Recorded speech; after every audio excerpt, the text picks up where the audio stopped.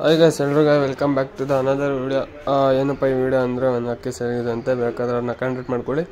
ಮತ್ತು ಇನ್ನೊಂದು ಏನಪ್ಪ ಟಾಪಿಕ್ ಅಂದರೆ, ಈ ವೀಕ್ ಫುಲ್ಲು ಫ್ರೀ ಇರ್ತೀನಿ, ಬೇಕಾದವ್ರು ವೀಡಿಯೋ ಸೆಂಡ್ ಮಾಡಿದ್ರೆ ವಾಟ್ಸಪ್ಪಲ್ಲಿ ವೀಡಿಯೋ ಹಾಕ್ತೀನಿ. ಓಕೆನಾ? ಇಷ್ಟು ದಿನ